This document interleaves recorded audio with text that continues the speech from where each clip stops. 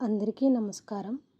మన హిందూ సంప్రదాయంలో అత్యంత పవిత్రమైన, మహిళలందరూ ఎంతో భక్తి శ్రద్ధలతో, ఆనందంతో ఎదురుచూసే మాసం ఏదైనా ఉందంటే అది శ్రావణ మాసమే.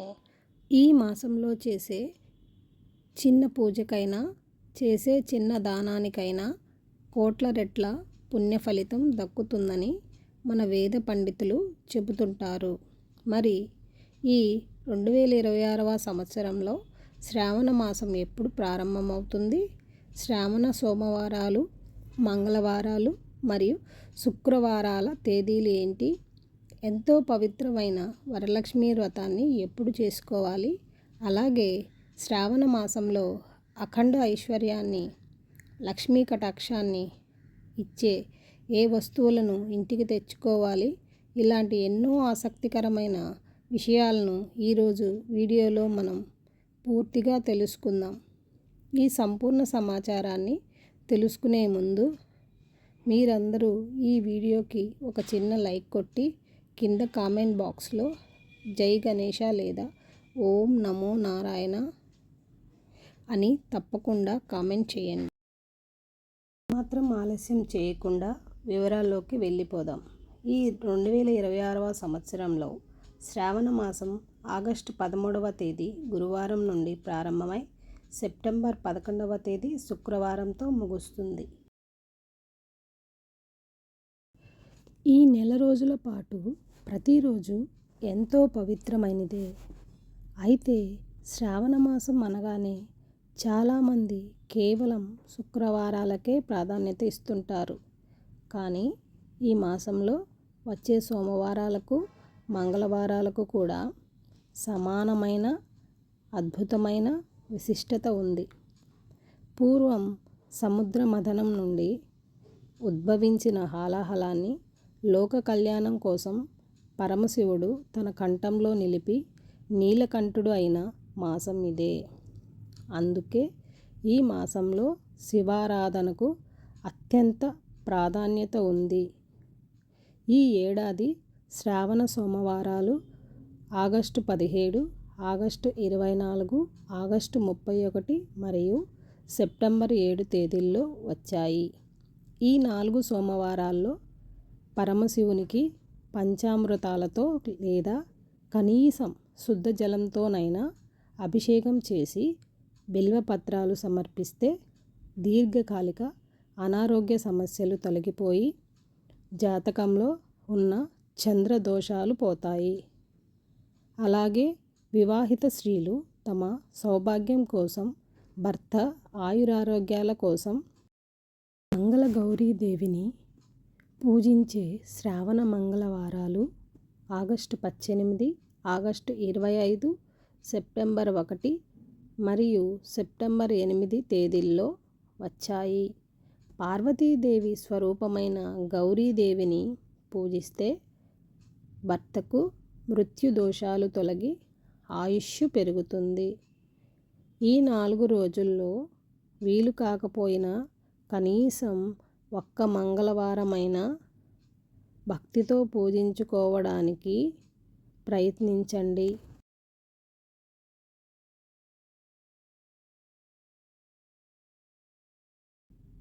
ఇక మహాలక్ష్మీదేవి అనుగ్రహం కోసం, ఇంట్లో ధనధాన్యాల కొరత లేకుండా ఉండడం కోసం శ్రావణ శుక్రవారాలు విశేషమైనవి. ఈ ఏడాది శ్రావణ శుక్రవారాలు ఆగస్టు 14, ఆగస్టు 21, ఆగస్టు 28 మరియు సెప్టెంబర్ 4 తేదీల్లో వచ్చాయి. ఇందులో అత్యంత ముఖ్యమైన పండుగ వరలక్ష్మి వ్రతాన్ని శ్రావణ పౌర్ణమికి ముందు వచ్చే శుక్రవారం నాడు ఆచరించాలి.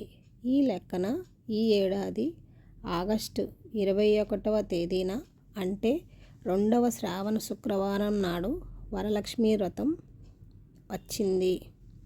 ఒకవేళ ఆ రోజు మహిళలకు నెలసరి సమస్య ఉంటే కంగారు పడక్కర్లేదు. ఆ తర్వాతి శుక్రవారాల్లో ఈ వ్రతాన్ని భక్తితో చేసుకోవచ్చు. ఈ వ్రతాన్ని ఇంట్లోనే చాలా సులభంగా చేసుకోవచ్చు. మీ ఇంటి ఈశాన్య మూలలో ఒక పీటను పెట్టి ఎర్రటి లేదా పసుపు రంగు వస్త్రాన్ని పరిచి బియ్యం పోయాలి. దానిపై రాగి లేదా వెండి కలశాన్ని ఉంచి కలశంలో నీరు, పసుపు, కుంకుమ, అక్షతలు, 1 రూపాయి నాణెం వేయాలి. 5 మామిడి ఆకులు పెట్టి పైన పసుపు రాసిన కొబ్బరికాయను ఉంచాలి. లక్ష్మీదేవి ముఖరూపాన్ని కొబ్బరికాయకు అమర్చి చక్కగా ముత్యాలు, నగలతో, పూలతో అమ్మవారిని కలశ రూపంలో అలంకరించుకోవాలి. మొదట పసుపుతో వినాయకుడిని చేసి పూజించి ఆ తర్వాతే వరలక్ష్మి అష్టోత్తర శతనామావళి చదువుతూ పసుపు, కుంకుమ, తామర పువ్వులతో అమ్మవారిని అర్చించాలి.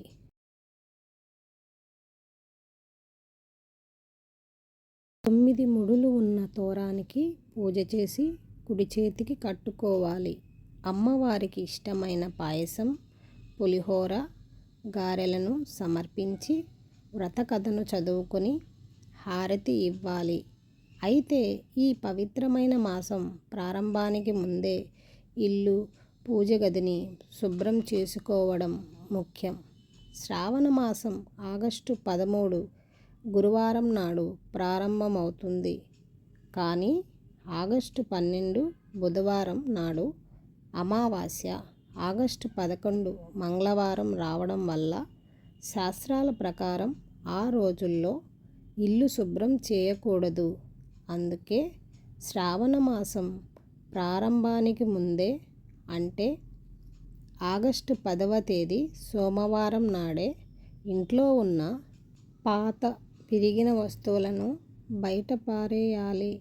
ఇల్లంతా ఉప్పు నీటితో తుడిచి పసుపు నీటిని చల్లుకుంటే ఇంట్లోని నెగిటివ్ ఎనర్జీ పోయి లక్ష్మీదేవి రాకకు ఇల్లు ప్రశాంతంగా మారుతుంది.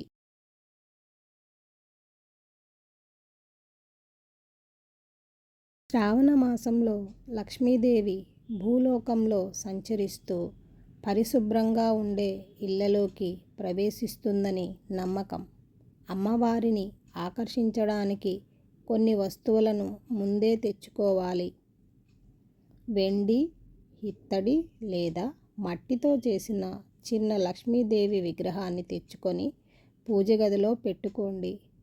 అమ్మవారికి ఎంతో ఇష్టమైన దక్షిణావృత శంఖాన్ని పూజ గదిలో ఉంచి పూజిస్తే ఆదాయం పెరుగుతుంది. అలాగే తామర గింజల మాలను అమ్మవారి పటానికి వేయడం వల్ల ధనలాభం కలుగుతుంది. శ్రావణ మాసంలో వెండి కుందులలో లేదా కొత్త మట్టి ప్రమిదలలో ఆవు నెయ్యి వేసి దీపారాధన చేయడం శ్రేష్టం. మీ ఇంట్లో తులసి మొక్క లేకపోతే ఈ మాసంలోపే తెచ్చుకొని సాయంత్రం పూట దీపం పెట్టి ప్రదక్షిణలు చేస్తే అఖండ రాజయోగం సిద్ధిస్తుంది.